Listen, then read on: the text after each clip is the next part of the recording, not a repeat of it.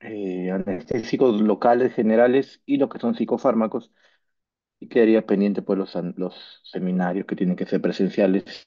Sí o sí. Bueno, empezaremos entonces con la clase. Eh, el tema que abordaremos primero, pues no, como le dije, es acerca de anestésicos locales. Espera un ratito, no carga. Y ahora sí. Muy bien. Es un tema relativamente interesante, desde el punto de vista farmacológico. Estamos abordando ya la parte del sistema nervioso periférico, ¿no?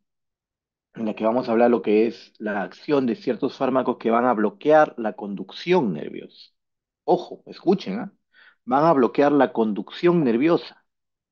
Entonces, este de aquí no actúa a nivel del sistema nervioso central, como lo hacen los anestésicos generales, sino a través del sistema nervioso periférico. Ni siquiera va a bloquear el inicio de la acción, sino la conducción. A este tipo de anestésicos locales se le denomina anestésicos desaferentes, porque lo que bloquean, digamos, es la conducción del dolor. Y ustedes saben que lo que es la aferencia, ¿no? Aferente significa de afuera hacia adentro, aferente, la sensibilidad.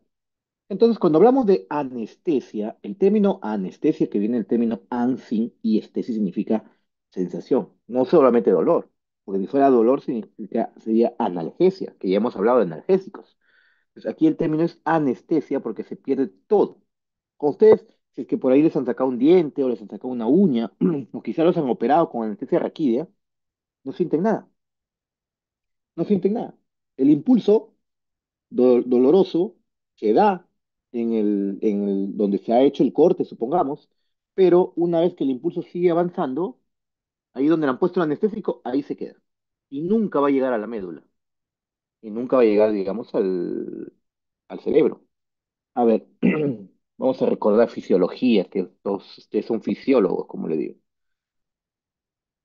Acosta Imán, Grecia. Sí, doctor. Buenas tardes, hola Grecia. Dime, ¿cuál es la vía dolorosa en la médula?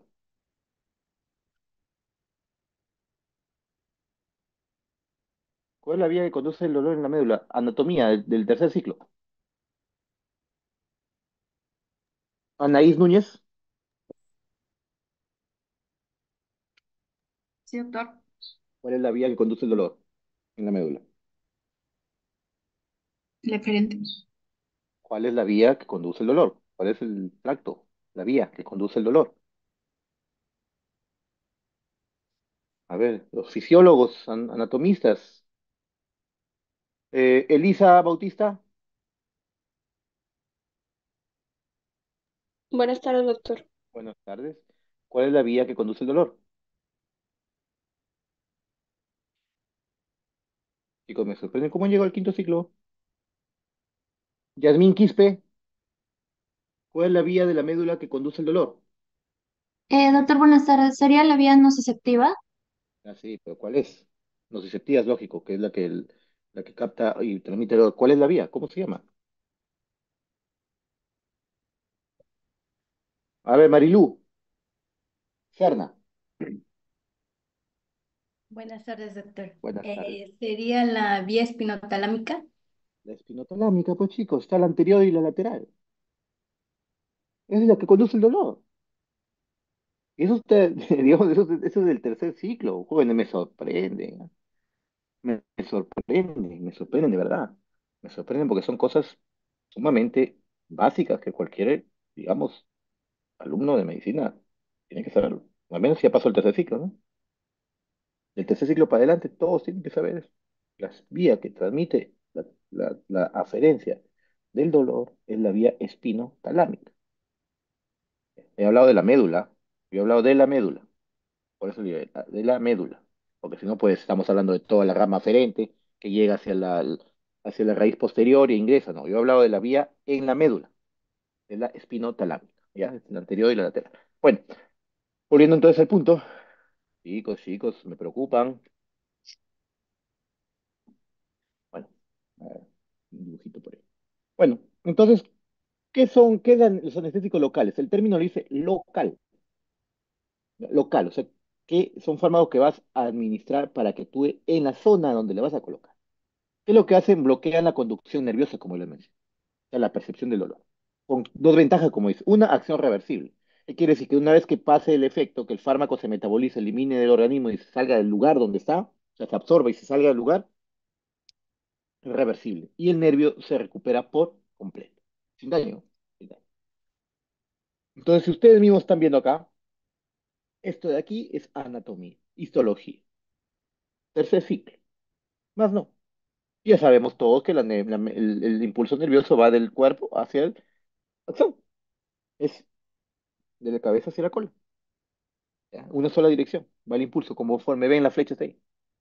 Del cuerpo hacia la terminación. Entonces, si ustedes mismos ven ahí, ¿qué es lo que hace el anestésico local? Lo que bloquea es la conducción. Así de simple y así de fácil. Muy fácil. Miren aquí. Ustedes ven la flecha que se acaba de formar ahí. Es la dirección del impulso. Entonces, ustedes todos sabemos de aquí. Este es un repaso, chicos, así que ya ustedes ya ni siquiera deberían repasarlo. Ustedes esto ya lo saben. Ahí están los nódulos de Rambier o de Rambier, de las fibras gruesas, las mielínicas, que son espacios donde se encuentran y producen lo que es la conducción saltatoria. No, va de nodo en nodo. Entonces, ahí en ese nodo es donde están los canales de sodio. Y ahí en los canales de sodio es donde va a bloquear, digamos, la anestésico local, en los canales de sodio. Pero no lo bloquea por fuera, se mete el anestésico local y lo bloquea por dentro, así como lo están viendo ahí. Entonces, al bloquear, ya no hay conducción nerviosa, ya no hay despolarización, ya no hay sensibilidad, ya no hay sensación de nada.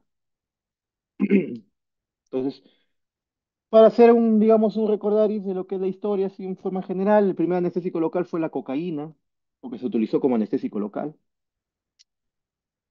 sobre todo para procedimientos oftalmológicos, pero empezó, tenía otras, digamos, otras acciones, ¿no? Psicotrópicas. ¿Por qué? Porque no solamente bloqueaba los canales de sodio, sino también inhibía la recaptación de noradrenalina en el sistema nervioso central, produciendo esa, digamos, esa sensación de éxtasis, de desenfreno que produce la cocaína, ¿no? Es extraída la hoja de la coca, ¿no? Digamos es oriunda de Sudamérica, su nombre científico es Erythrocylon coca, ¿no? Bueno, tenemos que saber de todos los anestésicos locales su estructura química, y eso tienen que saberlo ustedes. ¿Por qué? Porque de esta de aquí, la estructura química de los anestésicos locales va a determinar sus propiedades físico-químicas, su metabolismo y la clasificación. Está formado, recordad que los anestésicos locales están formados por un anillo aromático, por un grupo éster o grupo amida y una cadena lateral. Si se une el anillo aromático a través de un enlace éster, forma parte de los anestésicos tipo éster.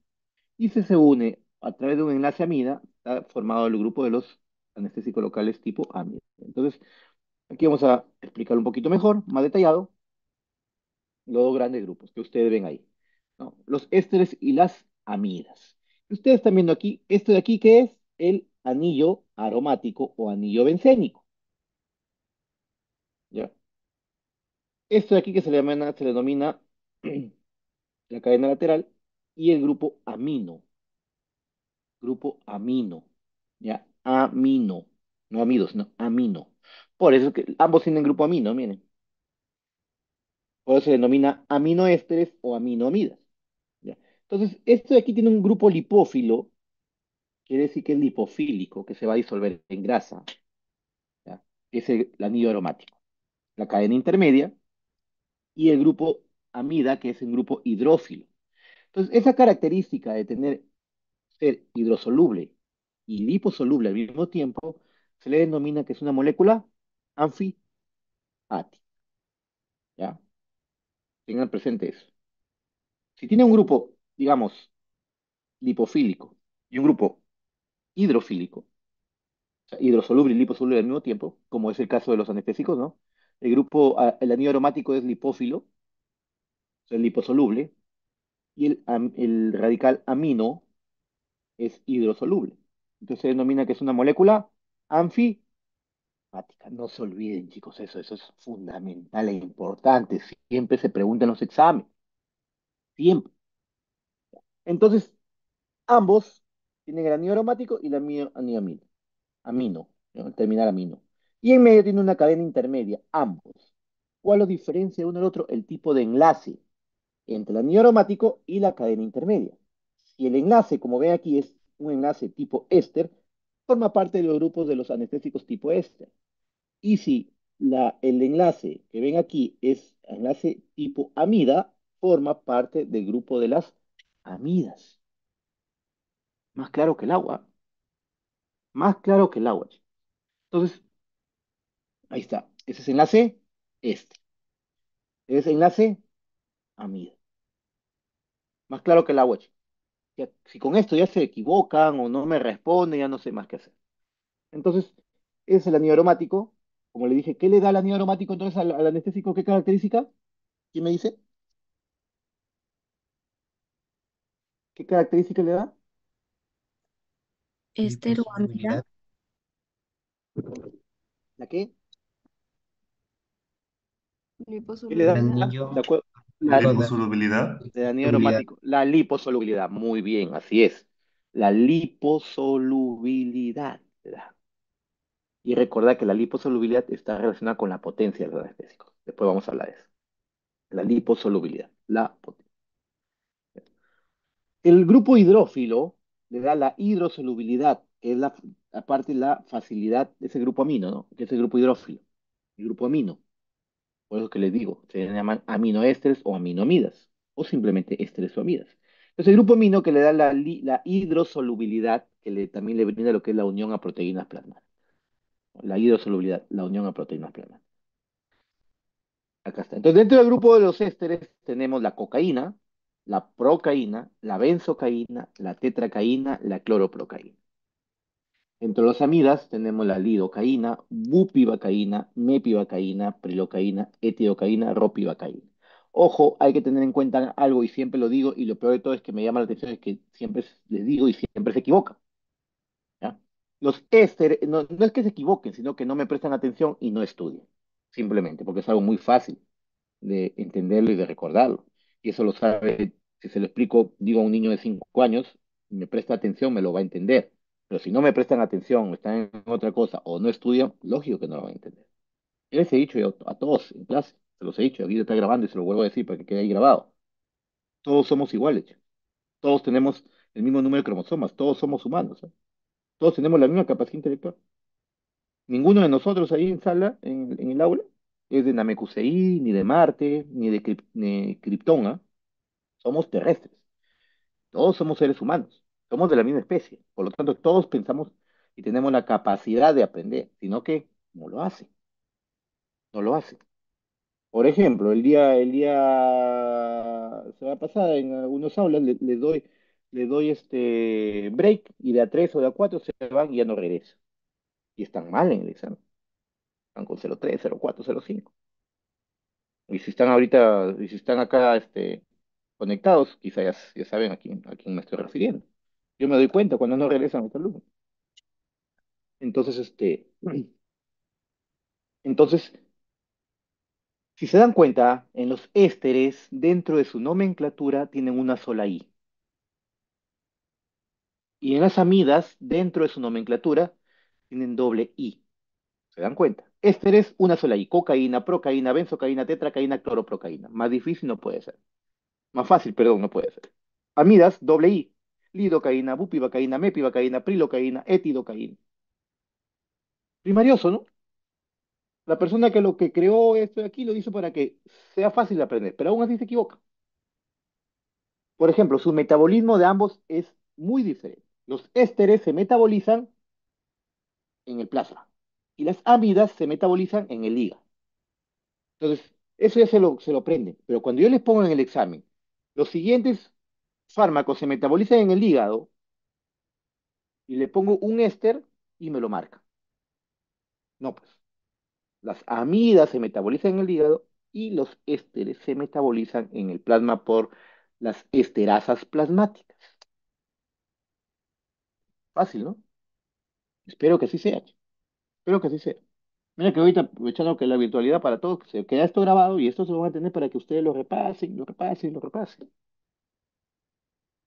En mi época no teníamos esto. Bueno, muy bien. Hasta ahí, ¿alguna pregunta? Todo bien, profesor. Ok, entonces seguimos. Aquí está, ¿no? Nuevamente, acá los dibujitos, como les tenemos los ésteres, derivado de ácido benzoico, una sola I, ¿no? Cocaína, benzocaína. Derivado del PABA, que significa el ácido paraminobutírico, la tetracaína, procaína, cloroprocaína.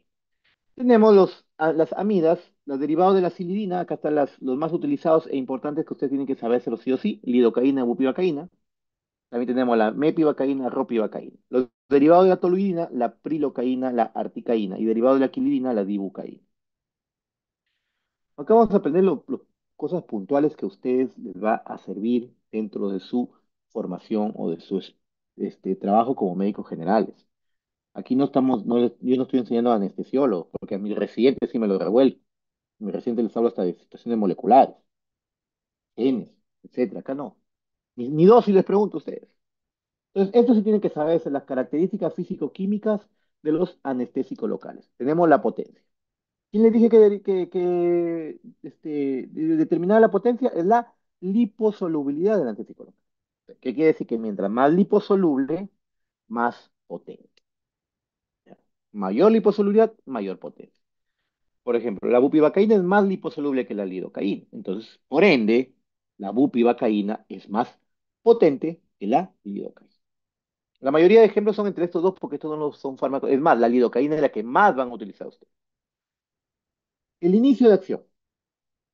El inicio de acción de las proteínas plasmáticas está determinado por su pK. El pK. El pK. Y esto de aquí es un término que le están enseñando en química y en bioquímica. Valeria Alburquerque. Buenas tardes, doctor. Buenas tardes. Dime, ¿qué entiendes por pK de un fármaco?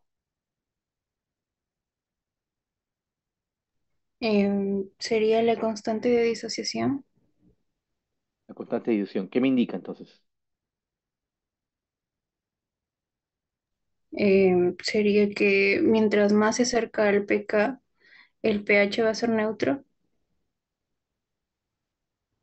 No te entiendo lo que me ha dicho. A ver. Ramírez de esa Pamela. Sí, doctor. Buenas tardes. ¿Qué es el pK y qué me determina? ¿Qué me indica el pK?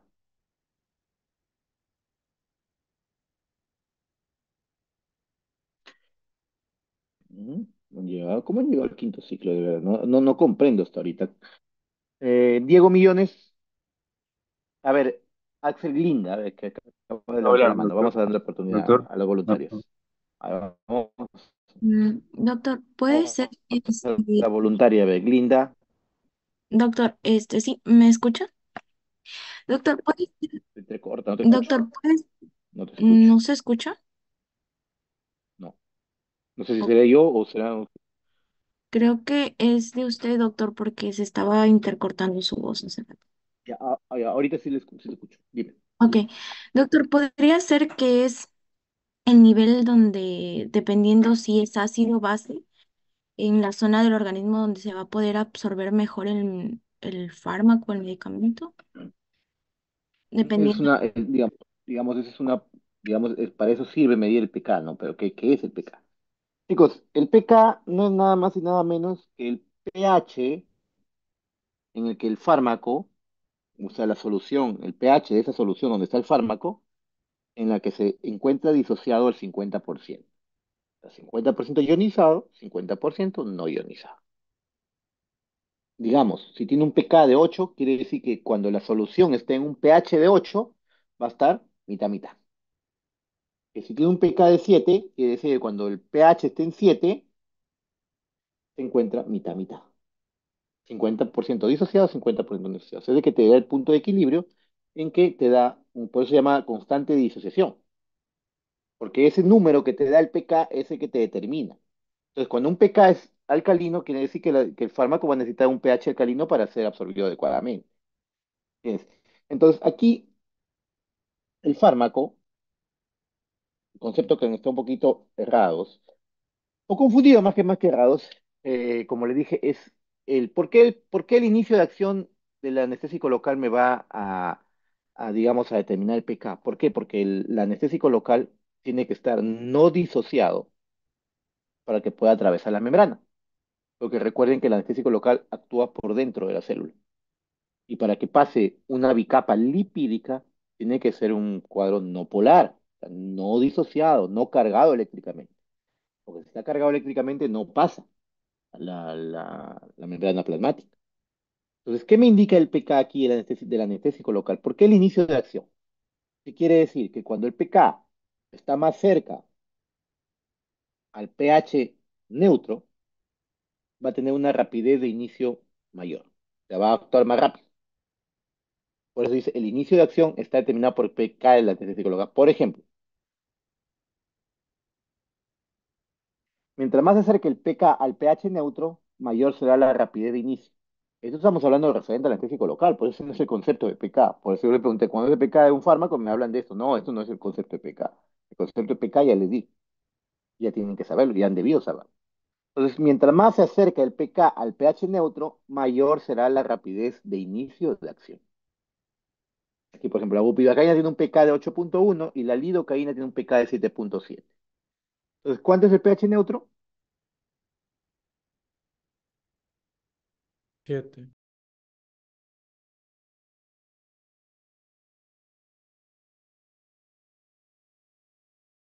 7,4.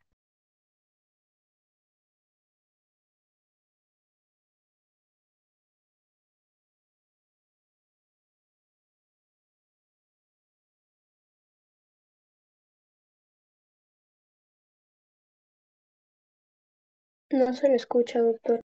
Doctora, silenció su Profesor, audio. Su su audio, micrófono está doctor. apagado.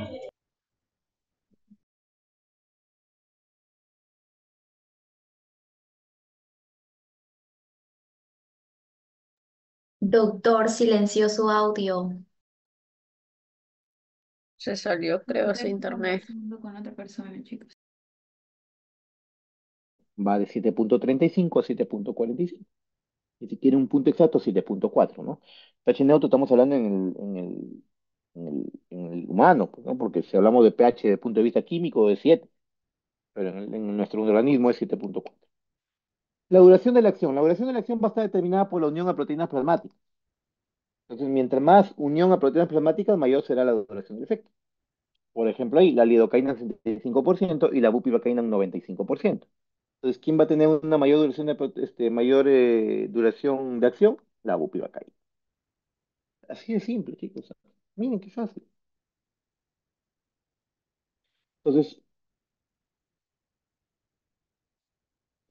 así es, Camila. 50% se encuentra en forma disociada y el 50% pues, sin disociar, ¿no?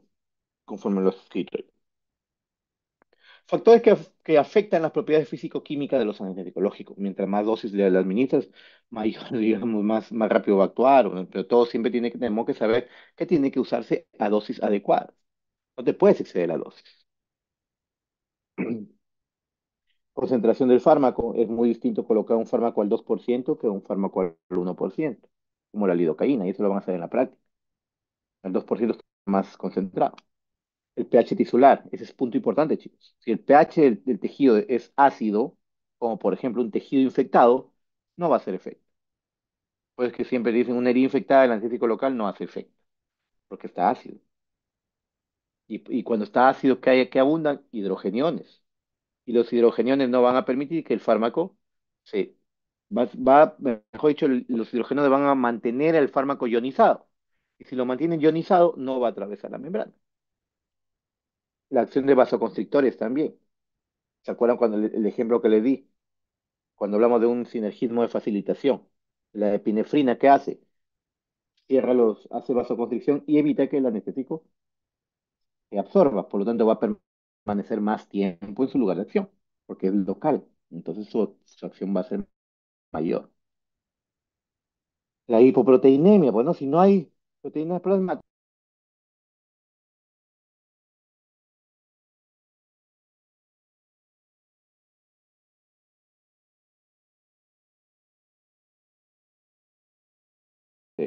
va a haber mayor fracción libre del ¿Cómo actúa el fármaco? Como ya le dije, bloquea los canales de sodio, pero lo bloquea por dentro de la célula.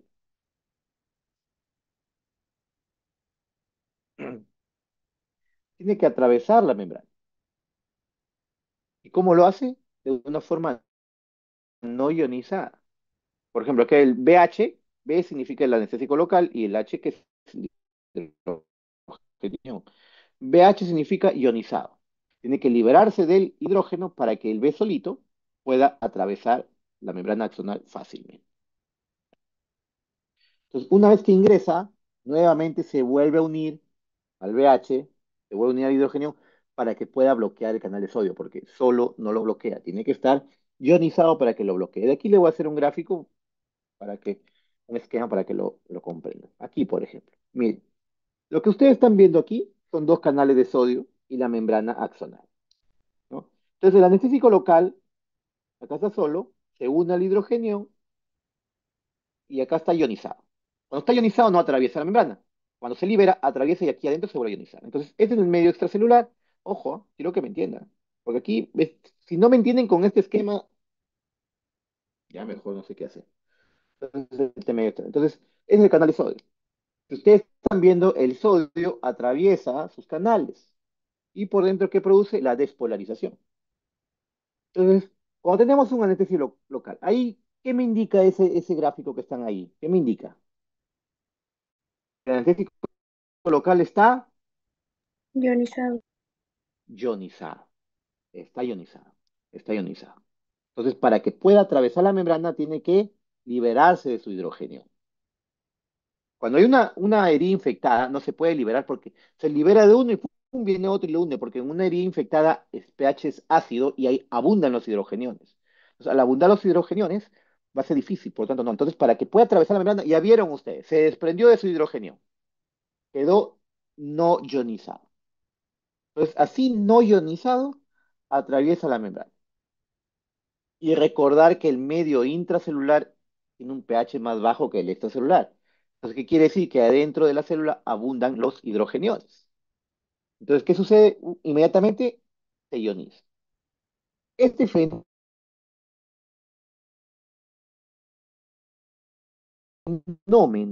este fenómeno de aquí, se denomina que atraviesa la membrana, tiene que atravesarla no ionizado. Y como acá ahí abundan los hidrogeniones, se unen y esto de aquí ya no puede escapar. Se queda atrapado dentro de la célula. Se llama entrampamiento iónico. Entonces, una vez que se ionizó, así ionizado, se va ahí, bloquea el canal de sodio. Por lo tanto, el sodio ya no puede atravesar y se bloquea la conducta. Esto es lo que pasa. Ya se da en la acción o el mecanismo de acción de los anestésicos locales. Y ahora forma ya, pues, ¿no? Supongo que es una forma muy entendible de hacer. La clasificación de las fibras de los nervios periféricos, esto de aquí es histología, esto ya lo tienen que saber. Eso de aquí yo no debería enseñárselo, porque el curso de farmacología no es histología. Vamos a hacer acá recordar. Tenemos tipo de fibras A, B y C. Las fibras C son las más delgadas, las amielínicas son las que conducen el dolor. Y las fibras las fibras B, pues, perdón, que son simpáticas, como ven aquí, simpáticas, autonómicas, ganglionares. Y las fibras A, que vienen de las A delta, que son también del dolor. Y las más gruesas, que son las motoras. Entonces, el bloqueo siempre va a empezar por las más delgaditas. ¿Cuáles son las más delgaditas? La C, ¿no? La primera que se bloquea, ahí ven la flecha que dice progresión de bloqueo. Y están los numeritos: 1, 1, 1, 2, 3, 3, 4. Las primeras que se bloquean son las fibras del dolor, la C, la fibra C. Las fibras B casi prácticamente igual, y luego las A delta, que también son del dolor. ¿Ya? Luego las sensitivas, el tono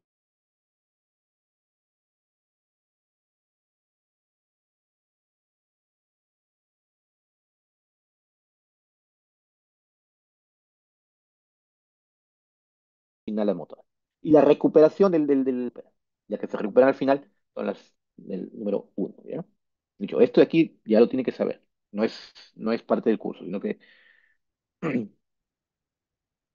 ratito, a ver, se entrecortan, deme un minuto.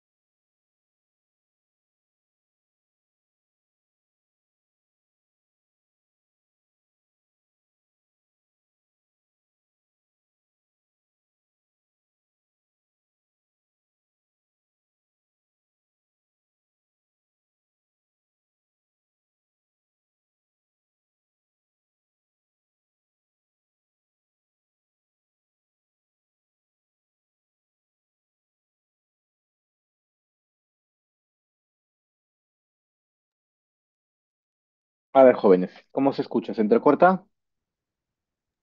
Hola. Sí, se entrecorta, doctor. ¿Sigue entrecortándose? Ya no. Ya no. Se Yo escucha no, yo mejor. no. Ya me dijeron que el mecanismo de acción, la parte final no la entendí, no se escuchó. Sí, Ya. doctor, no se escucha una Sí, parte. profesor. La parte final no. Ya, Mm. lo que les expliqué es cuando una vez que el anestésico local se libera, atraviesa la membrana plasmática solo, adentro abundan los hidrogeniones porque el pH del medio intracelular es menor. Entonces, ¿qué hace? Inmediatamente se une al anestésico local. Entonces, este fenómeno se denomina entrampamiento iónico. ¿Por qué? Porque al unirse, ustedes saben que el anestésico local atraviesa solo. Entonces, al unirse con su ion nuevamente dentro de la célula, ya no puede salir. Entonces, se queda acá atrapado dentro para que pueda producir su efecto. Entonces, así unido, como ustedes ven ahí, ingresa al, por dentro al canal de sodio bloqueando. Y por lo tanto, el sodio ya no puede atravesar la membrana. Ya no puede atravesar, perdón, el canal, su canal. Y entonces la conducción nerviosa se bloquea. Así funciona. Así funciona, chicos. Así de fácil. Muy bien, esto de las fibras, como le digo, esto de aquí tienen que saberlo. Entonces, vamos a hablar de la farmacocinética. La absorción. A ver, depende del sitio de inyección y la dosis. La absorción va a ser mayor si lo administras, por ejemplo, lo inyectas en el músculo. Y eso ya lo saben. Va a ser mayor que en el tejido celular subcutáneo. También la cantidad que coloques. La concentración. Adición de vasoconstrictor. Ya les he dicho que si yo administro un vasoconstrictor, la absorción va a ser menor. Ya hicieron esa práctica con los roedores, ¿no? Cuando le administran epinefrina, cómo demora un poco su acción, ¿no? O su efecto. Eh, en anestésico local, lo que nosotros queremos, por eso dice local, lo que nosotros queremos es que se mantenga más tiempo en la zona para poder tener, digamos, poder eh, realizar alguna sutura o algún procedimiento, ¿no? El perfil farmacológico de la sustancia, dependiendo, pues, si es que es la lidocaína, bupivacaína, si es amina, si es esta. Distribución. Se van a distribuir entre un 55 y un 95% de unido a proteínas, sobre todo en la glicoproteína alfa 1 ácida. Es la principal proteína que va a permitir, digamos, la, que se va a unir a estas proteínas, ¿no? Lo de los fármacos. Varía en eso, ¿no? Por ejemplo, la lidocaína un 65%, la bupivacaína un 95%. Eso va a determinar, digamos, su duración del efecto. Mayormente se vaya a tejidos con alta perfusión y con perfusión relativa su distribución va a ser mucho menor. Metabolismo, ya les expliqué hace un momento. Éster son hidrolizados por pseudocolinesterazas plasmáticas que se convierten en ácido en PABA o paramino benzoico y dietilaminoetanol. Y las amidas se metabolizan ¿dónde? En el hígado. Hígado. Así que si se le pregunta en el examen a un paciente con insuficiencia hepática, ¿es preferible utilizar un éster o un amida? Eso es una pregunta que siempre se repite, pero espero que no se equivoque. Ya, quizá el otro ciclo lo ponga. Y la excreción va a ser renal. ¿Ya? La excreción va a ser renal de ambos, tanto los tipos éster como los tipos amidas. Aquí tenemos las principales, digamos, propiedades. Tenemos la lidocaína y la bupivacaína. Si ustedes se dan cuenta, miren la liposolubilidad de la lidocaína y la bupivacaína. 3,6 de lidocaína y 30 más o menos del bupivacaína, siendo su potencia 4 veces más que la lidocaína. 1 mililitro de lidocaína trae 20 miligramos. 1 mililitro de bupivacaína trae 5 miligramos. Por lo tanto, la bupivacaína es 4 veces más potente que la lidocaína. ¿Ya? Ojo que los anestésicos locales vienen en porcentaje. Y eso ya tienen que saber también. Tienen que saber. Eso es química básica. No tengo por qué yo enseñarles. Yo simplemente les hago una forma de recordar, nada más. Yo solamente les hago una forma de cómo recordar. Por ejemplo, si te digo que un fármaco al 2% quiere decir que en 1 mililitro hay 20 miligramos. Un fármaco al 8% quiere decir que en 1 mililitro hay 80 miligramos. O en 100 mililitros hay 8 gramos. Pero como le vuelvo a decir, esas son cosas que ustedes tienen que saber, porque les enseñan en química. En química les enseñan eso, soluciones. Quizá en la práctica también les enseñan, pero como les digo, eso tienen que saber. Yo solamente les hago una pauta. Por ejemplo, la lidocaína viene al 2%, que quiere decir que en 1 mililitro hay 20 miligramos. Ustedes ya tienen que saber que es una solución. Ya les expliqué. Una solución está formada por un soluto y un solvente. El soluto en masa y el solvente en volumen. Como les expliqué ese día en una pregunta, les pongo qué cantidad y les pongo en mililitros para que ustedes lo descarten y me marcan mililitros. Les estoy pidiendo cantidad, masa. Les pongo los mililitros para ayudarlos. Para que digan, ve, mililitros. No, si me piden cantidad, mililitros, lo descarto. Y me quedo con dos. Ya no se van y me marcan mililitros. Ya les he dicho, es como que se van a la tienda y me van a comprar, señora, deme 1 litro de azúcar o deme 1 kilo de aceite. No, pues son cosas básicas, cosas del colegio, chicos. No me pueden confundir mililitros con miligramos. Es algo inconcebible en un estudiante de medicina, jóvenes. De medicina, ¿ah? No he dicho de cualquier cosa, de medicina. Entonces, por ahí, que le ven un par de preguntitas sobre concentración de anestéticos, tienen que saber. Ya les expliqué ahorita también. Por ejemplo, la bupivacaína viene al 0,5%, que quiere decir que en 1 mililitro hay 5 miligramos de bupivacaína. Cuando hablamos de porcentaje, hablamos de concentración. Entonces, sabemos, por eso le digo que la bupivacaína es 4 veces más potente que la lidocaína. Miren el pK. La lidocaína tiene 7,7, otra 8,1. Por lo tanto, la lidocaína va a tener un inicio de acción más rápido, ¿no? Más rápido. La unión a proteínas plasmáticas, 65%, otro 95%. Miren la duración, pues, ¿no? De 90 a 200 minutos.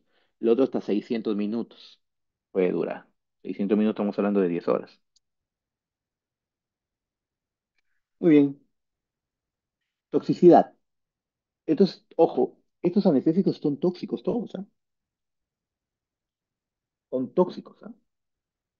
Todos estos anestésicos son tóxicos, uno más que otros. Unos tóxicos en el sistema nervioso central, otros son tóxicos en el sistema cardiovascular. Por ejemplo, los más liposolubles son más cardiotóxicos. Los menos liposolubles son más neurotóxicos. Por ejemplo, acá tenemos, ¿qué va a pasar en el sistema nervioso? Cuando hay una toxicidad a nivel del sistema nervioso, puede haber mareos, vértigo, dificultad para la comunicación ocular. Eso es al inicio, ¿eh? Acúfenos o tinnitus, adormecimiento de boca, desorientación y va a haber un efecto, como dice, doble y contrapuesto. ¿Qué quiere decir? Que al inicio, cuando la concentración ya va aumentando, hay una estimulación del sistema nervioso. Empieza con inquietud, temblores, inclusive convulsiones tónico-clónicas. Y luego, conforme va aumentando la concentración del fármaco, o sea, mayor dosis, tiende a haber una depresión del sistema nervioso, en la que te lleva a un paro respiratorio y la muerte. ¿Ya? ¿Y por qué les digo también de toxicidad? Ojo, que estamos hablando de toxicidad, no de reacciones adversas, ¿ah? Estamos hablando de toxicidad. Estamos hablando de toxicidad. ¿Por qué? Porque a veces se pueden pasar la dosis. ¿Y cómo? Les doy un ejemplo muy simple. Tienen una lidocaína. La lidocaína, la dosis es 5 por kilo. ¿Ya? 5 miligramos por kilo. Entonces, el paciente pesa 70 kilos. Entonces, ¿cuánto le corresponde? 350 miligramos como máximo. O sea, la dosis de 5 miligramos por kilo es la dosis máxima que puedes administrarle sin lidocaína, sin epinefrina. ¿Qué quiere decir? Que si tú te pasas de 5 miligramos ya hay toxicidad. Entonces, si la dosis máxima de administrar es de 5 miligramos por kilo y un paciente de 70 kilos es 350 miligramos, y ustedes van en su centro de salud, viene un paciente con una herida grande, grande la herida, y empiezan a colocar, se acabó un frasco, todavía falta, le pongo otro frasco, le pongo otro frasco, y cuando ustedes se dan cuenta, el paciente ya desde arriba los está viendo a ustedes, ya. Está más frío que beso de suegra. ¿Por qué? Porque no se dieron cuenta de que le están colocando sobredosis. Para eso tienen que saber que dice lidocaína al 2%, quiere decir que hay un mililitro 20 miligramos. Y si la ampolla viene de 20 mililitros, cada ampolla trae 400 miligramos. O sea, ahí no debieron pasarle ni siquiera una ampolla completa. Y le pasaron tres. Para eso tienen que saber soluciones, chicos. Para eso tienen que saber qué cantidad hay en un fármaco. Si no, pueden matar a un paciente. Y como le dije, ¿qué hace? ¿Y qué pasa si el paciente se muere? No van a recolectar firmas para revivirlo, ni buscar a su padrino para que hable con Diosito. No se puede. Se hacen famosos. Entonces, como ya le dije, el efecto, la acción se da al inicio una estimulación y luego una depresión con la muerte. ¿Y por qué se da la estimulación al inicio? ¿Por qué? Porque las neuronas inhibitorias se bloquean primero. Entonces, al bloquearse las neuronas inhibitorias, quedan solamente neuronas excitatorias. Luego ya se deprimen todos los tipos de neuronas, llevando a la muerte del paciente. Son los menos neurotóxicos, los más potentes. Eso quiere decir que si yo te pongo entre la bupivacaína y la lidocaína, ¿cuál es más neurotóxico? ¿Cuál es más neurotóxico? Lidocaína. La lidocaína es menos potente, ¿no? Eso tienen que saber. Ahí está, ¿no? Ahí dice. La lidocaína es más neurotóxica que la bupivacaína. Muy bien, en el sistema cardiovascular, recordad que los anestésicos locales, la lidocaína inclusive es utilizada como antiarrítmico. Está ubicada dentro del grupo de los antiarrítmicos, dentro del grupo 1B. Es un antiarrítmico. La lidocaína nomás, no los demás, no los demás. Pero dentro de su acción es bloquear los canales de sodio a nivel del sistema de conducción cardíaca. Bloquean los canales de sodio y pueden detener la conductibilidad. Por eso disminuye la velocidad máxima de despolarización. Entonces, la acción a las arritmias que pueden producir o los bloqueos mayormente son a nivel ventricular. Entonces, los fármacos más potentes son los más cardiotóxicos. Entonces, la bupivacaína es la mayor cardiotoxicidad de todas. La bupivacaína no pueden administrarlo viendo venosa. No se debe. A la lidocaína sí, porque funciona como antiarrítmico. En cambio, la bupivacaína no. Puedes matar al paciente. Una fibrilación ventricular. La bupivacaína es más cardiotóxica que la lidocaína, ¿no? como dije, produce arritmias ventriculares, fibrilación ventricular y muerte.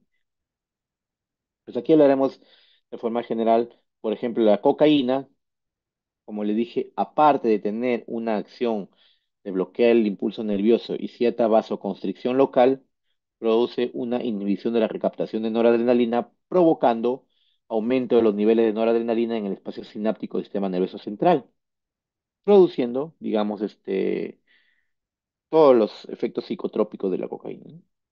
Se utilizaba la anestesia tópica, como ven aquí el gráfico, ¿no? Aquí como fármaco, y aquí este polvito blanco que lo utilizan para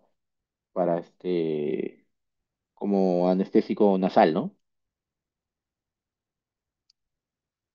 Entonces acá tenemos dos ésteres, miren el nombre, cloroprocaína, tetracaína, son aminoésteres derivados de la procaína, ¿ya? Tienen una toxicidad sistémica reducida, ocurre, bueno, neurotoxicidad por el conservante más que por el mismo anestésico.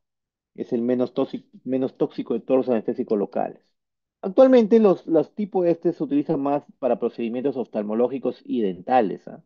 Casi no utilizamos nosotros ya dentro de la medicina, más que en procedimientos dentales y oftalmológicos sí se utilizan, porque vienen en gotas, vienen en ungüentos, cremas y también inyectables para procedimientos, como les dije, odontológicos. Esto de aquí, el aminoácido más potente es la tetracaína, con una duración de acción entre 2 a 3 horas, inclusive hasta 4 o 6 horas con epinefrina. Como ven ahí, se utiliza en tópico de oftalmología, se absorbe rápidamente y no debe aplicarse en superficies traumatizadas o lesionadas porque se va a absorber más. Si ustedes dan cuenta, esto de acá son tipo esta, por lo tanto su metabolismo va a ser plasmático, va a ser plasmático. Entonces, este es el fármaco, digamos, más utilizado. Todos ustedes lo van a utilizar sí o sí. Si ustedes se dan cuenta, en ese frasco viene al 2%. Quiere decir que en 1 mililitro, ¿cuánto hay? 2 miligramos. 20 mil. 20 miligramos. 20 mil. 20 miligramos. Muy bien, 20 miligramos. Multipliquen por 10. O sea, póngale un cero. Póngale un cero. Nada más. Y si saben cuánto hay en 1 mililitro, yo les puedo decir en 8 mililitros cuánto hay. ¿Mm? Si yo cargo una jeringa con 8 mililitros, ¿cuánto hay? 160 160, ¿qué? gramos. miligramos. Miligramos. Muy bien. ¿Ya ven? Si en 1 mililitro, eso es regla simple, chicos, colegio. Si en 1 mililitro hay 20 miligramos, en 8 mililitros habrá pues 160 miligramos. Así de fácil. Es el más utilizado, es el prototipo de las amidas, porque es una anestesia rápida, intensa y bueno, larga duración, a diferencia de bupivacaína, de una duración intermedia, podemos decir. Por sí solo sí tiene más larga duración que las ésteres, ¿ah? Pero si lo comparas con la bupivacaína, la duración no es tanto. Se metaboliza en el hígado por desalquilación. Sus metabolitos son la monoetilglicina y la silidina, que todavía sí tienen cierta actividad anestésica. Viene en un frasco de 1 a 2% con y sin epinefrina. Dosis tóxica, como dije, es de 8 miligramos con epinefrina, o sea, 8. Entonces quiere decir que máximo sin epinefrina, máximo hasta 5, como le dije. Y máximo con epinefrina hasta 7. Por eso te ponen dosis tóxica 8, porque estamos hablando con epinefrina. Pero ¿por qué con epinefrina me puedo colocarle más dosis? ¿Por qué? Porque al ser vasoconstricción, la absorción va a ser más lenta, más lenta. Así que ya saben, chicos, tienen que saber, por ejemplo, a ver, hace rato lo dije. Luis Irigoyen,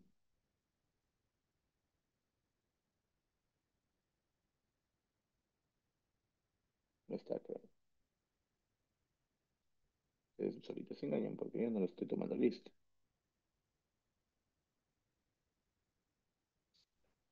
Sí, doctor. Pregunto, el frasco viene de 20 mililitros, ¿qué cantidad de lidocaína hay en todo el frasco?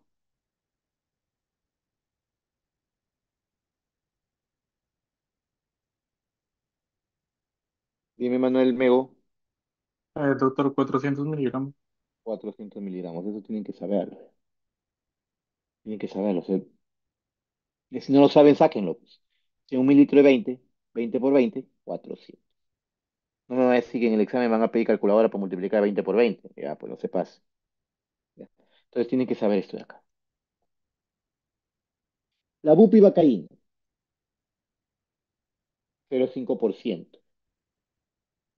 Es la mida de más larga duración de todos. Ya. Trabajo de parto, para el posoperatorio, para el intraoperatorio, es la más cardiotóxica, muy liposoluble, puede producir arritmias ventriculares malignas y mortales. Dosis tóxica con epinefrina 4. ¿Qué quiere decir? Dosis tóxica sin epinefrina 13. Quiere decir que máximo se puede colocar, máximo sin epinefrina hasta 2,5 miligramos hasta rígido, para no llegar a 3. Ya. Es más cardiotóxica. Estos frascos también vienen de 20 mililitros. Eh,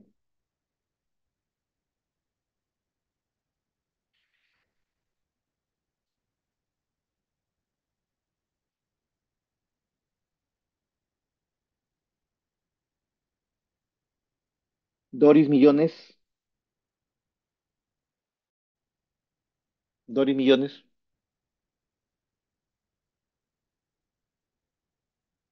Doris, ¿no estás? ¿Por qué se conecta? Si no van a estar. Igualito no le voy a tomar la historia. A ver, vamos a ver solamente 74 de los 360 que son. María Belén,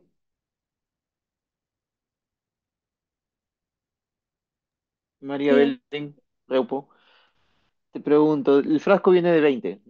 Aquí dice 30, pero los que tenemos nosotros en el hospital son de 20 mililitros. La bupivacaína es 0,5%. En todo el frasco, ¿cuánto hay? Mm, 50. 50, me estás preguntando. Bueno, creo que algunos necesitan, creo, llevar nuevamente fármaco, para que lo entiendan. Dime, Mego, Habrían 10 miligramos. 10 miligramos. A ver, ¿qué me dices, Son, profesor, Christopher? ¿Cuánto? son 5 miligramos. En todo el frasco de 20, te he dicho. eh, 100, doctor, en miligramos. 100 miligramos. 5 por 20, 100. Sí sabes, ¿no? 5 por 2, 10. Le pones el otro cero, 100. Entonces, habría en un frasco de 20 mililitros, si viene al 0,5%, estamos hablando de 100 miligramos. Bien. Miren, qué fácil. Esto es, lo que le estoy diciendo ahorita es simplemente matemática. Matemática. Nada más. Soluciones, química, que ya lo han llevado desde el colegio. No es cosa de otro mundo. Aquí no estamos hablando de cosas imposibles. No estoy hablando de fórmulas físicas, de límites, derivadas, nada. Es simplemente sumas y multiplicaciones, cosas del colegio. Son estudiantes de medicina, joven. Son estudiantes de medicina. De medicina. Y si esto de aquí les parece difícil, imagínense cuando lleven pediatría, cuando lleven otras situaciones. Entonces, ¿mm? Bueno, bueno, a veces. La prilocaína es un anestésico derivado de la toluidina, también viene al 2%. Esto de aquí, su potencia es similar a la de la lidocaína, pero su tiempo de latencia es más corto y su duración es mayor. Es el menos tóxico de todos los anestésicos locales tipo amida, con la salvedad de que en lactantes puede provocar metahemoglobina.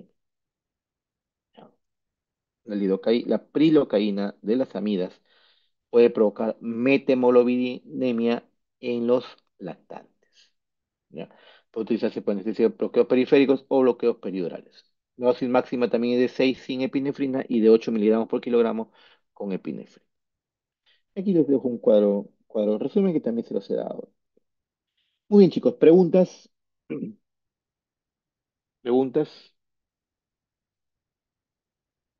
preguntas, preguntas. ¿No hay? ¿Seguros? Do- ¿Escuchó? Doctor, Usted mencionó algo de efecto doble y contrapuesto en la parte de toxicidad Ujú. de los anestésicos. ¿A qué se refería?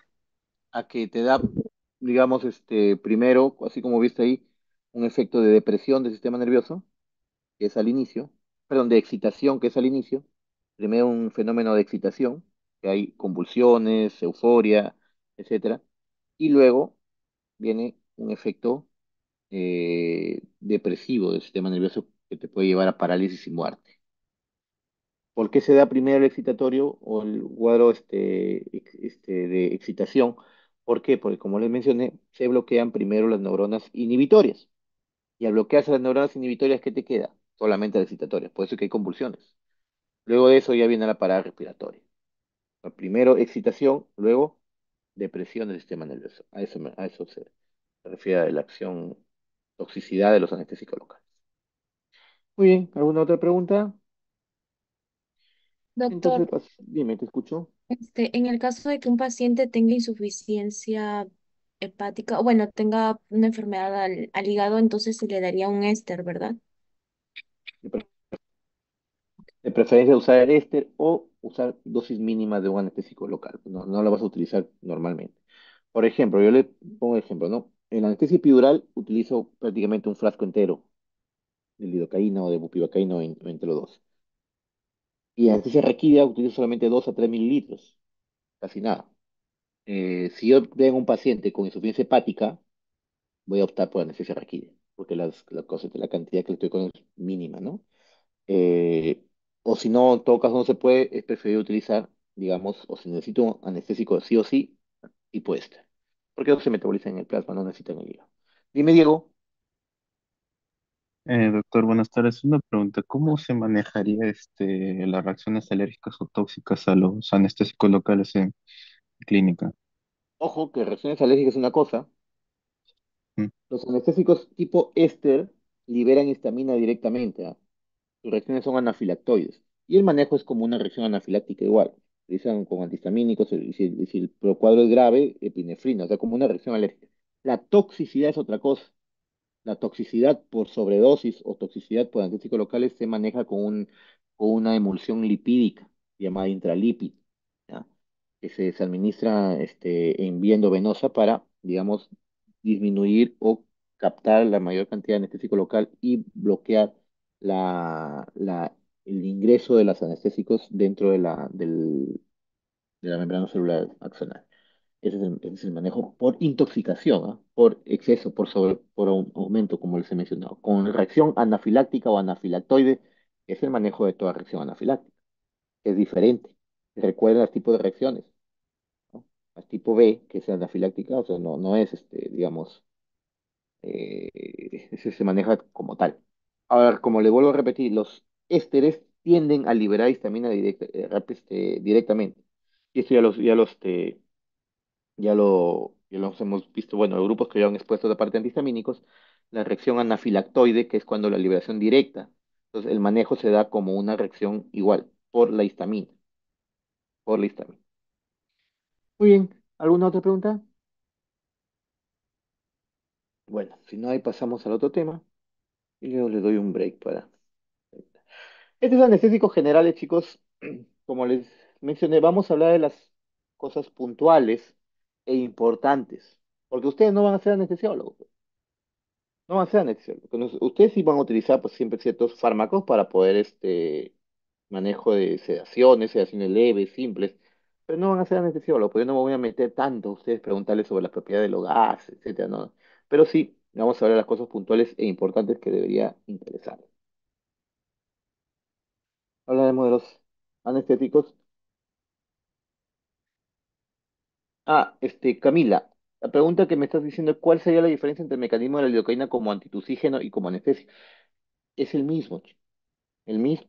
Sino, ¿qué pasa? Como antitusígeno tú lo estás en un caramelo, lo estás disolviendo en la mucosa y te está bloqueando, digamos, la conducción en ese nivel. Es como que tú coloques el anestésico, la lidocaína en jalea o en gel. No necesitas inyectarlo.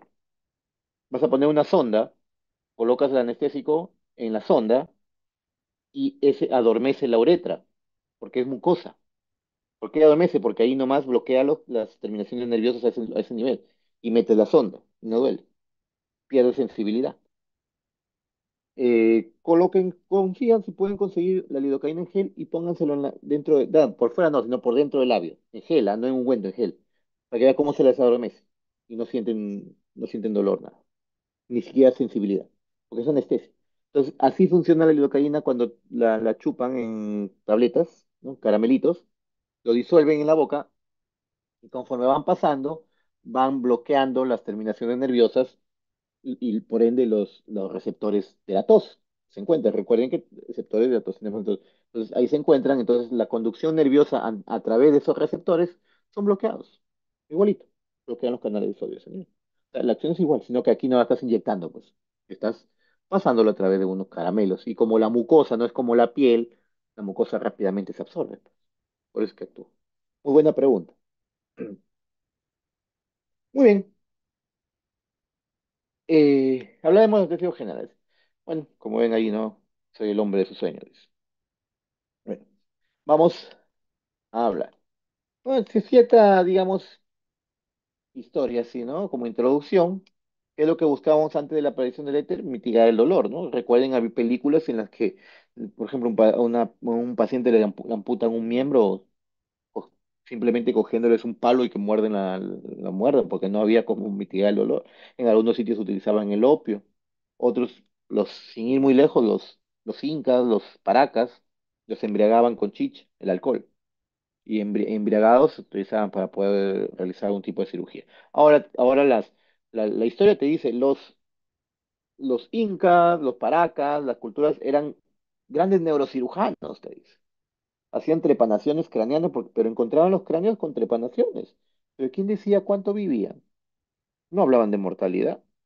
¿Qué tal si decían que operaban solamente vivía uno? Eso no dice la historia. Simplemente encontraban los cadáveres con sus trepanaciones. Quizás se morían bien operaditos. Muy diferente, ¿no? Muy diferente.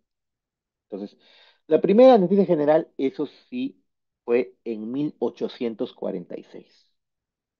Fecha exacta, 16 de octubre de 1846. Quiere decir que ese día, a nivel mundial, se conmemora el Día del Anestesiólogo. Y estamos cerca, por si acaso. Estamos cerca. El Día del Anestesiólogo es el 16 de octubre. ¿Por qué? Porque esa fecha, el 16 de octubre de 1846, Thomas Edward Morton realizó el primer acto anestésico utilizando el éter. Y para sorpresa, William Thomas Morton no era médico, era odontólogo. Pero experimentaba con el éter y anestesió a un paciente para que unos cirujanos extraigan unos nódulos o ganglios del cuello a un paciente. Él lo único que hizo fue, entonces de ahí aparece lo que es la anestesia moderna. Desde ahí se empezó a realizar los procedimientos bajo anestesia general, ¿no? Luego más adelante pues utilizó el cloroformo, que es una forma mejor, o digamos modificada del éter, pero ambos eran explosivos, hasta que más adelante apareció pues los halogenados, como el alotano, que actualmente no se utiliza, y otros como el sevoflurane y isoflurane que estamos utilizando nosotros, ¿no? Ahí está en el 53 se introdujo el alotano. Entonces, ¿qué son los anestésicos generales? Son agentes farmacológicos que van a deprimir el sistema nervioso central lo suficiente para realizar una cirugía. Ojo, ¿se acuerdan que hace un momento les hablé que el anestésico local era un anestésico desaferente? ¿Qué quiere decir? Que bloqueaba el impulso nervioso desde afuera hacia adentro. O sea, el impulso nervioso nunca llegaba al cerebro. Nunca llegaba, ¿por qué? Porque se bloqueaba en el nervio. Yo lo coloco en la columna y te corto, por ejemplo, te voy a operar de la tibia, hago un corte en el pie, el impulso llega, el impulso se dispara y en la médula donde yo le puse la anestesia requerida, ahí se quedó, ya no avanzó. En cambio, el anestésico general, el impulso sí llega al cerebro, pero no hay respuesta. Por eso se denomina deseferente. Es una anestesia en la que se va a bloquear la respuesta al dolor, la percepción y respuesta al dolor. Por eso cuando hablamos de anestesia general hay una característica que es totalmente sí o sí, que tiene que haber pérdida de conciencia. Si no hay pérdida de conciencia, no es anestesia general, por si acaso. Tiene que estar totalmente inconsciente. ¿Por qué? Porque si el cerebro tiene que estar dormido, el cerebro tiene que estar bloqueado para que el impulso, una vez que llega, no haya captación ni respuesta. ¿Ya? Ojo, miren, ¿ah? Cosas muy simples. Entonces, como ven acá, son gente que suficientemente para poder permitir una cirugía o cualquier otro procedimiento. Entonces, ¿qué es la anestesia general? Es un estado transitorio, reversible, porque una vez que cierro y todos los anestésicos, el paciente tiene que despertar por completo. El paciente tiene que despertar.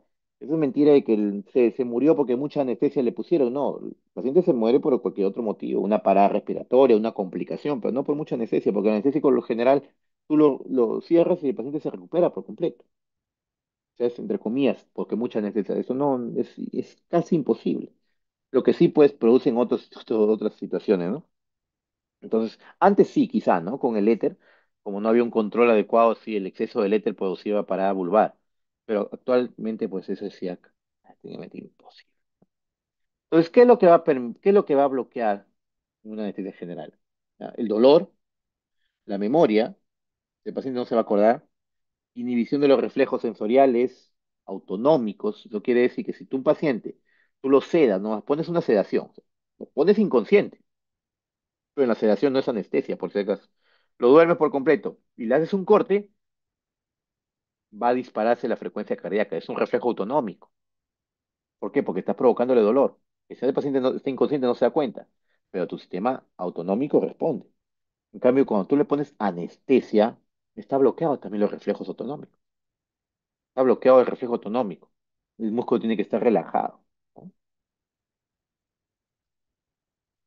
Entonces, ¿cuáles son los principios o la finalidad de una anestesia general? Es minimizar los efectos, digamos, deleterios, tanto del dolor como de los agentes y técnicas anestésicas. Y lo más importante de todos es mantener la homeostasis fisiológica. ¿Qué quiere decir? Nuestra finalidad dentro de una anestesia quirúrgica es mantener al paciente lo más normal posible. ¿Con qué finalidad? De mejorar el resultado postoperatorio.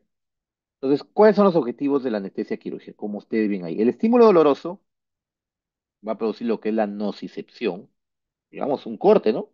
Están los nociceptores ahí y van a captar eso. ¿Qué va a producir esta nocicepción? Si es que no hubiera anestesia. Pongamos que no hubiera anestesia, como antes, ¿no? Se hacía morder un palo. Ese estímulo doloroso va a provocar dolor y sufrimiento. Imagínense pues que te están amputando un brazo. Imagínense el dolor. Va a producir un reflejo motor. Va a haber contracturas musculares.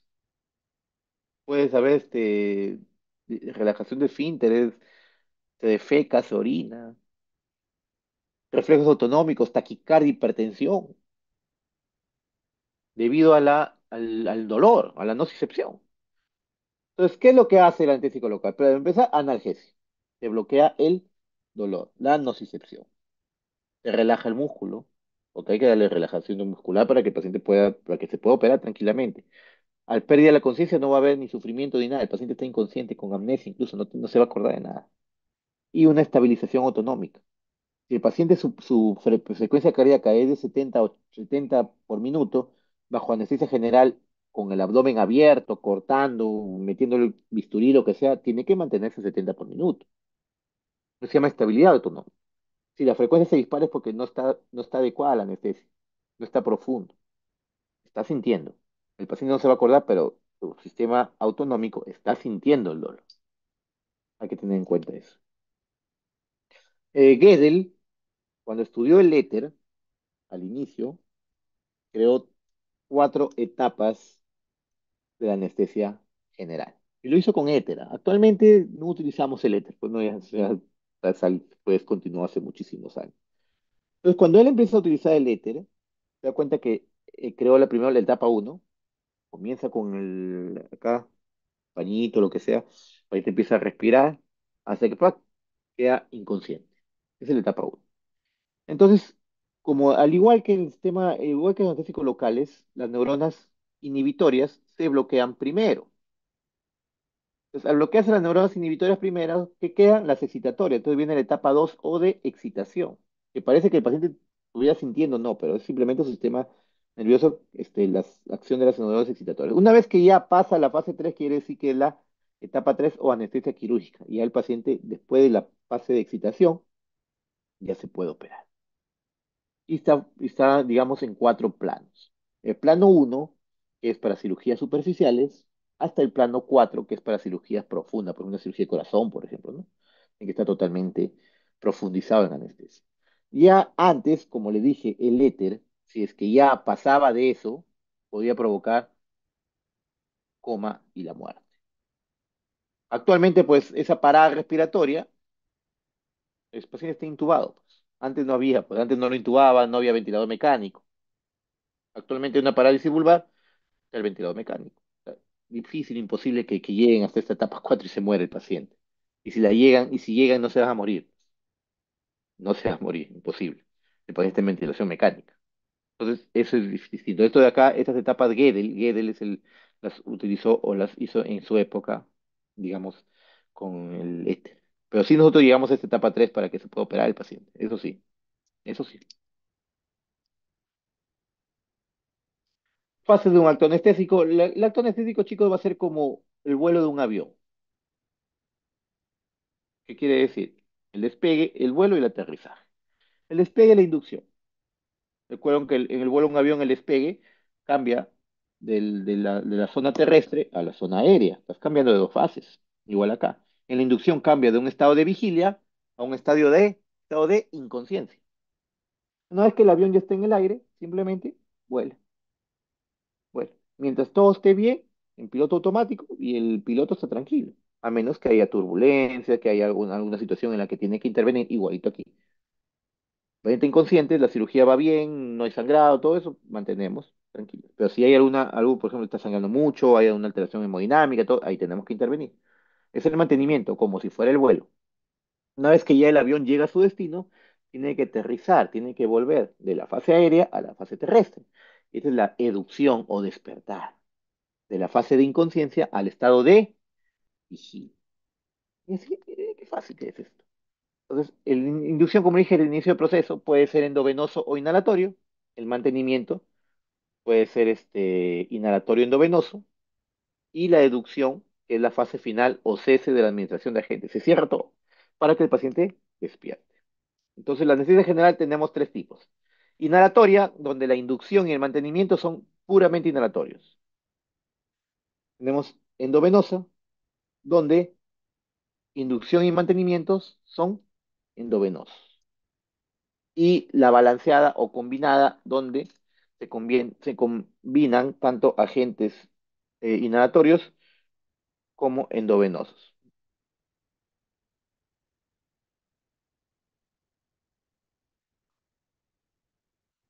Muy bien. Entonces, ¿qué es la anestesia balanceada? Como ya le mencioné, incluye la combinación de varios fármacos. La inducción, analizamos un fármaco que va a bloquear la conciencia, como el propofol, por ejemplo, que vamos a hablar después. Un bloqueante neuromuscular, que eso ya lo hemos estudiado cuando hemos hecho fármacos que bloquean la placa neuromuscular, como la succinilcolina, que es un bloqueante neuromuscular de tipo despolarizante. Ya eso ya lo hemos estudiado, ya lo saben, porque ha sido de la primera unidad. El fentanilo, que es un opioide, también lo hemos conversado, ya saben que son opioides, opioide potente, 100 veces más potente que la morfina, un agonista muy puro. ¿Ya? Entonces, ese es para mantener, como ven aquí, tanto para inducción como para el mantenimiento. Se va administrando durante el mantenimiento. Entonces, en el mantenimiento vamos a mantener el sevoflurane, que es el anestésico inhalatorio, ya, para mantener la inconsciencia durante todo el acto operatorio, y el becuronio, que es un bloqueante neuromuscular no despolarizante. Usted dirá, doctor, ¿pero por qué la silnicolina no mantiene? ¿Por qué? Porque el tiempo de duración del efecto de la silnicolina es de 8 minutos. Entonces, una vez que pasan 8 minutos ya no hay. Entonces, el músculo empieza a contraerse nuevamente. Entonces, ahí se le administra un no despolarizante, cuya duración es más o menos 40 a 45 minutos. Y luego que ya termina la anestesia y el paciente quiere despertarlo, se le revierte los efectos del becuronio con la neostigmina, que es un carbamato. Y a eso ya está de más volverlo a explicar. Un carbamato inhibe la acetilcolinesterasa y sirve como para revertir los efectos del becuronio. Es más, hubo un Este de aquí, digamos, tiene un antagonismo fisiológico con el becurón. ¿Por qué? Porque el becuronio bloquea los receptores nicotínicos y la neostigmina bloquea o inhibe la acetilcolinesterasa. Pero es su revertor, o sea, revierte los efectos, efectos contrarios. Por lo tanto, estamos hablando de diferentes receptores con efectos contrarios. Estamos hablando de un antagonismo fisiológico. Y para mantener el dolor podemos utilizar un opioide de mayor duración porque el fentanilo es 100 veces más potente que la morfina, pero su duración es de apenas 20 a 25 minutos. En cambio, la morfina tiene una duración hasta de 18 horas. Entonces se le puede administrar para mantener controlado el dolor agudo postoperatorio.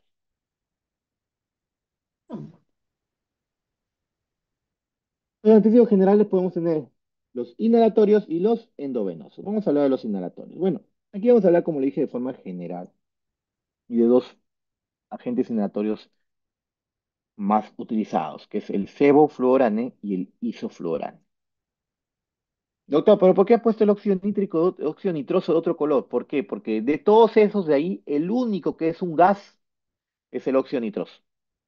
Los demás son líquidos, líquidos volátiles. ¿Por qué? Porque vienen en líquido, frasco. Aquí tenemos frasco. Entonces, una vez que se abre, se coloca en un vaporizador y ese vaporizador lo va ingresando, digamos, va manteniendo el control de durante todo el acto operatorio. La inducción la finalidad de estos agentes es que tienen que mantener una inducción anestésica rápida, una recuperación también rápida una vez que se descontinúa o se bloquea, ¿no?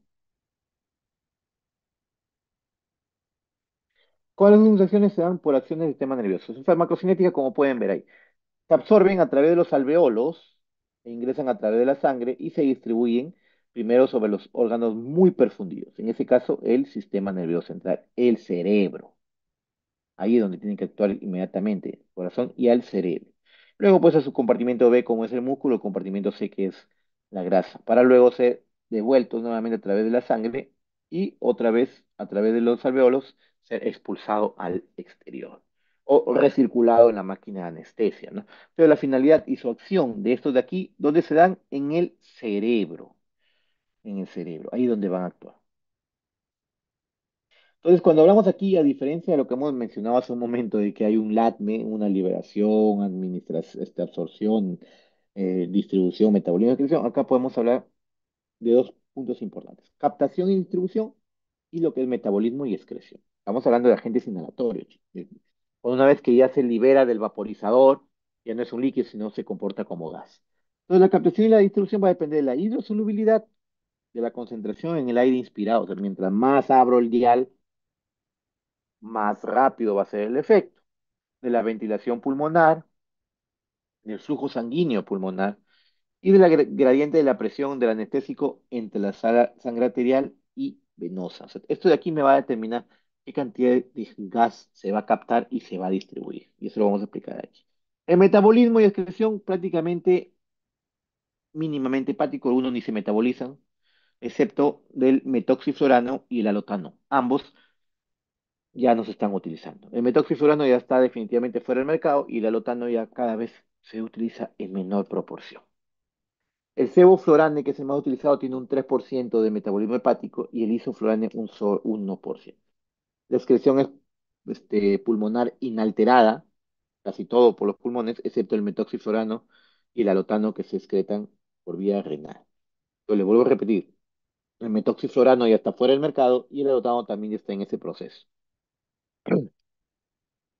Entonces, hay que tener en cuenta acá, chicos, eso es importante acá, las propiedades, la solubilidad. Cuando hablamos de solubilidad, hablamos de solubilidad en sangre, basada en el coeficiente de partición. ¿Qué quiere decir coeficiente de partición? El coeficiente de partición es un coeficiente que nos va a indicar el índice entre dos fases. En ese caso, tenemos nosotros dos fases acá de los anestésicos generales. El coeficiente de partición sangre-gas o sangre-aire, es decir, que dentro del alveolo, entre el aire del alveolo y la sangre capilar, y el coeficiente de partición sangre-cerebro o sangre-grasa. Me va a determinar las diferencias de presiones a nivel del cerebro. Entonces, el coeficiente de partición sangre-aire o aire-sangre, o sangre-gas, sangre-aire, que se encuentra en los alveolos me va a determinar el inicio de acción. El inicio de acción. Y lo que es, digamos, el coeficiente de partición cerebro-sangre o grasa-sangre me determina la liposolubilidad, es decir, la potencia.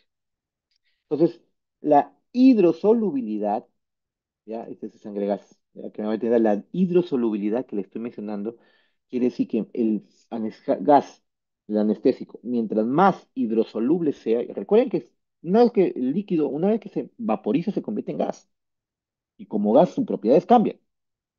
Entonces, aquí tengan presente esto, mientras más hidrosoluble sea el gas, porque ya se comporta como gas, mientras más hidrosoluble sea, su duración, su inicio va a ser, su rapidez de inicio va a ser menor. ¿Por qué? Porque el gas, al disolverse mucho, va a demorar en pasar de la sangre al cerebro cuando llegue a su sitio. Tú respiras, se diluye en la sangre, cuando llegue al cerebro, la sangre a- lo va a entregar con dificultad. En cambio, cuando el anestésico general es poco hidrosoluble, su inicio va a ser mucho más rápido. Aquí tenemos. El cerebro sangre es la liposolubilidad que mencioné. Miren aquí, el primer ejemplo, por ejemplo, el óxido nitroso es poco hidrosoluble. Miren. Entonces, una vez que ingresa el gas, aquí como no se disuelve en la sangre, como no se disuelve, pasa rápido al cerebro. Su acción es rapidísima, su inicio. En cambio, el alotano se disuelve en la sangre mucho y demora en pasar al cerebro. Entonces, en breves palabras, mientras menos hidrosoluble sea, más rápido va a ser su inicio de acción. ¿Ya? Mientras menos hidrosoluble sea, más rápido va a ser su inicio de acción. A la concentración del aire inspirado, eso depende del dial, como ustedes lo programen. La ventilación pulmonar también, mientras más ventilas, más rápido va a eliminar el fármaco o el anestésico. Miren aquí, para tener un ejemplo, miren el óxido nitroso 100%, pues, pulmonar. No se va a absorber, no va a producir metabolitos en el hígado, la diferencia del alotano y el metoxisolano que ven ahí. Aquí tenemos los agentes inhalatorios más usados o más importantes son el sevoflurane y el isoflurane. Mide su coeficiente de partición del sevoflurane y el isoflurane. ¿Qué quiere decir? Que si el coeficiente de partición sangre gas es menor, quiere decir que es menos hidrosoluble. Es menos hidrosoluble. Entonces, el sevoflurane es menos hidrosoluble que el isoflurane. Por lo tanto, ¿quién va a tener una acción más rápida? ¿Su inicio de acción más rápida? ¿Cuál va a ser? ¿Están escuchando? Sevoflurane. El sevoflurane, pues, porque tiene un coeficiente de partición menor, tiene una menor hidrosolubilidad. ¿Ya? Miren el coeficiente de partición cerebro-sangre que me indica la liposolubilidad. Miren el isoflurane, 2,6 y el sevoflurane 1,7. Quiere decir que el isoflurane es más liposoluble que el sevoflurane. Por lo tanto, es más potente. Potente. Potente, muy bien. Y un término acá que hablamos de concentración alveolar mínima, y eso lo vamos a mencionar después, ¿ya? Es como si me indicara la dosis, también me indica la potencia. Mientras mayor sea la concentración alveolar mínima, comparamos con dosis, ¿no? La concentración alveolar mínima es como si fuera la dosis del anestésico inhalador. Entonces, ahora deduzcan, ya, deduzcan, ¿no? Sin que yo les diga. La concentración alveolar mínima es como si hablara de dosis. Entonces, ¿cuándo, digamos, es más potente un fármaco, un anestésico? Calderón, Luis Flavio,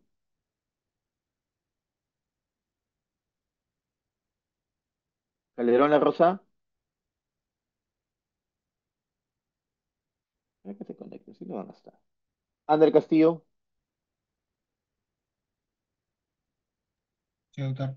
hola Ander, dime, ¿cuándo es más potente? ¿Cuando tiene una menor o mayor concentración alveolar mínima? Menor. Menor. Así es, por eso le digo, compárenlo como si fuera la dosis del anestésico general. Entonces, como siempre les he dicho, mientras menos dosis necesite, es más potente. Entonces, si el CAM es menor, la potencia será mayor. Entonces, el isoflurane tiene un CAN menor, si ven ustedes, 1.4 y el sevoflurane 2. Entonces, el isoflurane es más potente. Y así es simple, ¿eh? Muy simple. Al final le voy a mostrar un cuadrito de resumen. Bueno, mecanismo de acción. Tenemos la teoría lipídica, teoría de hidratación, la teoría proteica, que es la que se utiliza ahorita. ¿Qué me indica la teoría proteica? Porque no está muy dilucidado al 100%.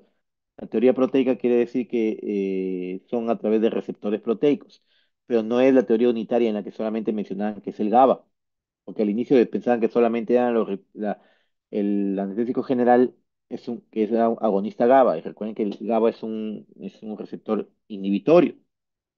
Entonces inhibía el sistema nervioso central.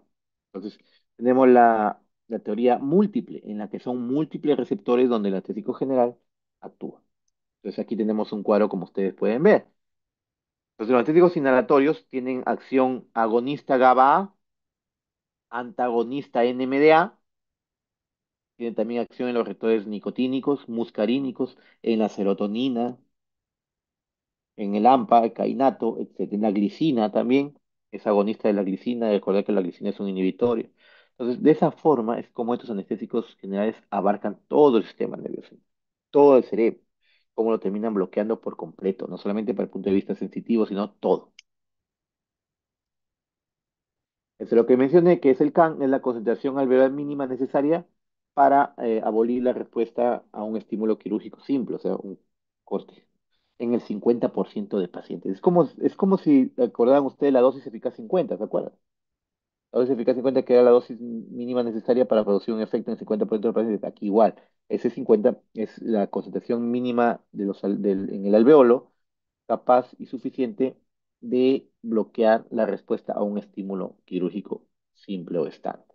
¿En dónde? En el 50% de pacientes. O sea, mientras menos CAN tenga, es más potente. Es como si fuera la dosis. Entonces, los efectos sistémicos cardiovasculares son depresores. Todos los anestésicos inhalatorios son depresores cardiovasculares. Del sistema respiratorio también son depresores del sistema respiratorio. Sino que como lo tenemos intubado y en ventilador mecánico no lo notamos, pero si el paciente no estuviera intubado, va a haber depresión respiratoria. Pues en el cerebro disminuye el índice metabólico, aumenta el flujo sanguíneo cerebral y lo mantiene inconsciente. La actividad eléctrica disminuye. Disminuye la velocidad de filtración glomerular, ¿ya? Tienen que tener cierta precaución a nivel renal de estos fármacos. También disminuye el flujo sanguíneo hepático. El músculo isouterino son relajantes, son broncodilatadores y tienden a relajar el músculo bronquial y también relajan el músculo uterino. ¿Ya? Es importante eso porque cuando se utiliza anestesia general en algunas gestantes, por obvios motivos, hay que tener precaución con el uso excesivo de analgésicos inhalatorios porque pueden producir relajación del útero y sangrado, ¿no? Ya, pues de los efectos adversos, actualmente tenemos el alotano y el metoxiflurano, que son los que producen efectos adversos agudos. Eh, Algunas pueden provocar en personas, mujeres embarazadas, abortos, pero el sevoflurane que se utiliza actualmente es mucho más seguro, muchísimo más seguro, y sus efectos adversos pues prácticamente son mínimos, ¿no? Excepto el sevoflurane puede producir un metabolito llamado compuesto A, pero se debe a alteraciones en la ventilación, ¿no? Con flujos de oxígeno bajos. Ese compuesto A es nefrotóxico, es por reacción con la cal soda de la máquina, pero es extremadamente rara su aparición de esa afección por el compuesto A. Muy bien.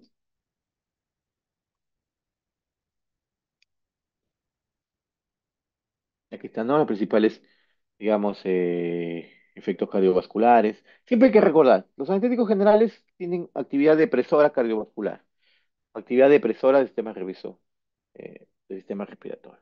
¿Ya? El sevoflurane, como pueden decir, y el isoflurane. Ojo, otro punto importante acá, ven ustedes que dicen ahí sevoflurane usado en inducción. ¿Ya? El isoflurane no se puede utilizar en inducción, porque produce un ardor, ardor en las fosas nasales. Entonces, un paciente pues no lo puedes inducir con isoflurane, porque le va a doler. Entonces, el que se utilizar para inducir vía inhalatoria es el sevoflurane. Aquí lo dice incluso, usado en inducción.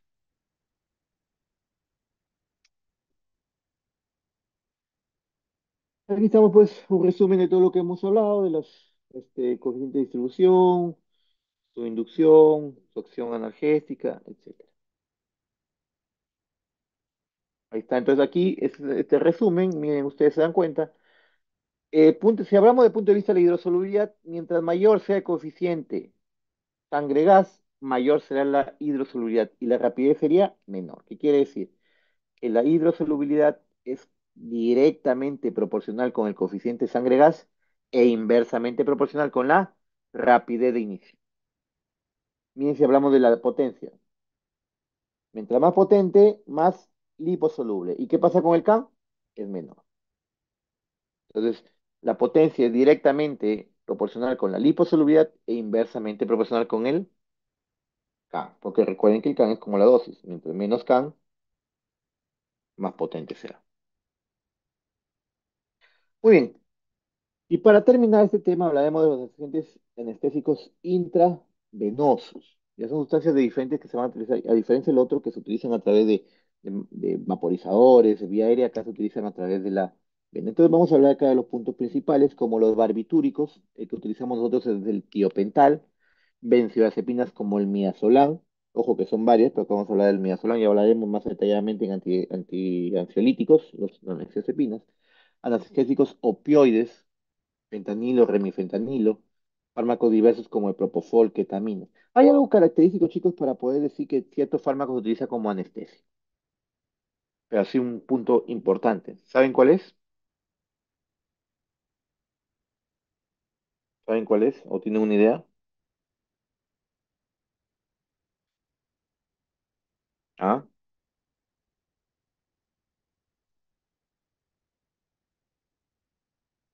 ¿Mm? Que bloqueen el impulso nervioso. No. Característica de este fármaco desde el punto de vista farmacocinético. Tiene que tener tiempo de vida corta. Así es, exactamente, efectivamente. Para que un fármaco se considere anestésico, porque puedo tener, por ejemplo, la morfina y el fentanilo. El fentanilo, si ustedes lo han visto, lo he utilizado durante la inducción y el mantenimiento. Y la morfina no, la morfina la he utilizado para posoperatorio. ¿Por qué? Porque yo no puedo colocarle la morfina en grandes dosis al inicio, si no el paciente no va a despertar, porque su duración dura 18 horas. En cambio, el fentanilo dura 20 minutos.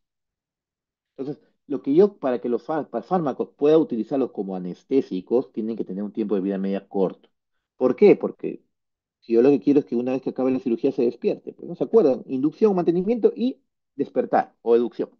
Entonces lo que yo quiero es que se despierte. Pero yo no puedo utilizar un fármaco con tiempo de vida media muy largo. Por ejemplo, tenemos el midazolam y el diazepam. Ambos le coloco al paciente y ambos los duermen. Pero el diazepam tengo que esperar varias horas para que despierte. El midazolam no. El midazolam también a los 10 a 15 minutos el paciente despierta. Entonces eso tiene que tener en cuenta. Entre los de los barbitúricos, el tiopental tiene un tiempo de duración cortísimo, 5 minutos. ¿Ya? Eso tienen que tener en cuenta.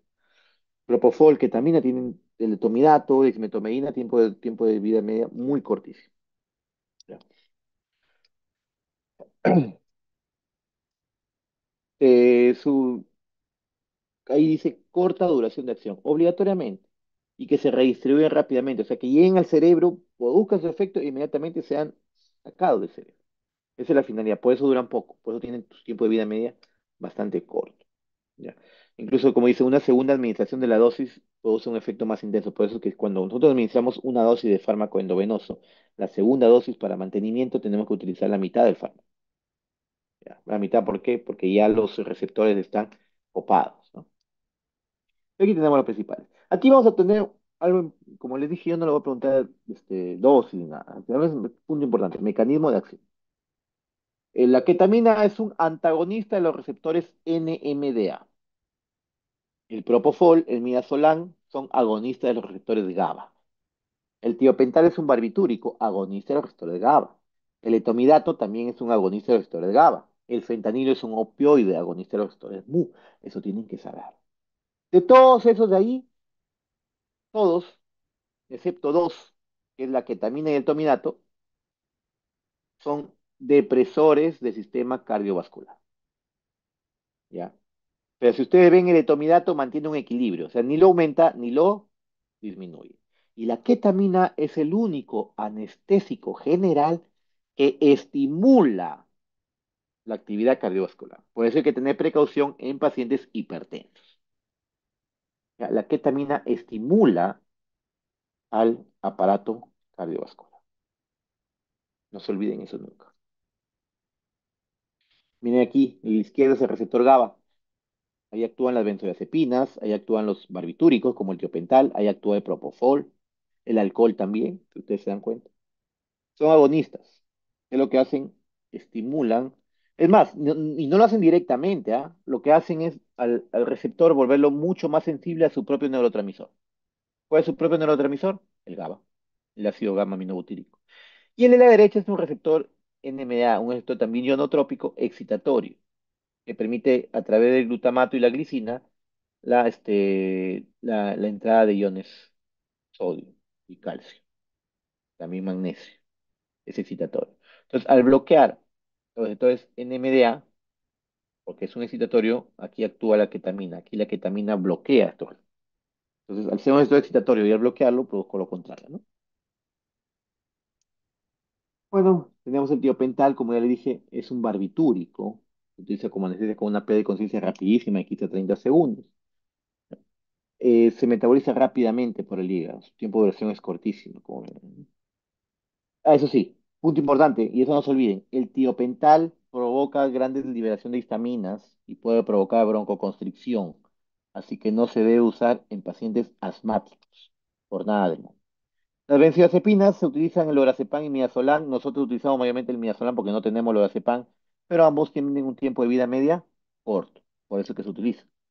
¿Ya? Su dosis de comienzo más lento que los de barbitúricos, pero sí hipnótico a dosis altas, a 0,3 por kilo, o dosis anestésicas, produce un bloqueo total, inconsciente del paciente, una sedación profunda y con un tiempo de vida media corto.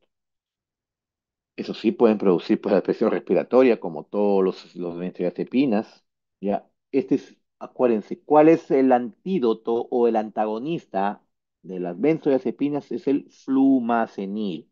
Una vez le puse una pregunta así, paciente que toma 30 tabletas de diazepam con fines suicidas, ¿cuál es su antagonista? La respuesta es flumazenil. Pues, ¿sabes qué me escribieron? Fluconazol. O sea, el paciente se murió con parada respiratoria, pero se fue sin hongos, pues, ¿no? Es flumazenil. ¿Ya? El propofol, este es de los, sirve para inducción y mantenimiento de la anestesia general, tiene un tiempo de vida media bastante corto también, tiene una pérdida de conciencia rapidísima, pero su gran desventaja es la gran depresión cardiorrespiratoria. Por lo tanto, ojo, escuchen, ¿ah? Está contraindicado en los pacientes con shock. Su recuperación es rapidísima, ¿ah? Se metaboliza rápidamente. Paciente despierta, pero en pacientes con shock está contraindicado. ¿Por qué? Porque deprime el tema cardiovascular, depresión cardiorrespiratoria. Recuerden que con el propofol se murió Michael Jackson. Así que ya les menciono. Su metabolismo es hepático, por si acaso, pero ya les menciono. ¿Ya? Contraindicado en estado de shock. El etomidato, no tenemos lamentablemente acá, pero su acción es mantener un equilibrio hemodinámico. ¿Ya? Es un también hipnótico, pero mantiene un equilibrio. La ketamina, que es un anestésico disociativo, porque el paciente puede parecer despierto, pero está totalmente disociado, aparte que produce analgesia, produce amnesia, estimula al aparato cardiovascular. Por lo tanto, está contraindicado en pacientes hipertensos. Es el único, escuchen, es el único anestésico que produce estimulación del sistema cardiovascular. Produce estimulación, a diferencia de los demás que no. ¿Ya? Hay que tener en cuenta. Muy bien, aquí tenemos un resumen. ¿Preguntas? ¿Preguntas? ¿No hay preguntas, chicos? Bueno, entonces les doy un break de 10 minutitos. Vayan a tomar algo, tírense. Y continuamos con el último tema que es un poco más corto ya.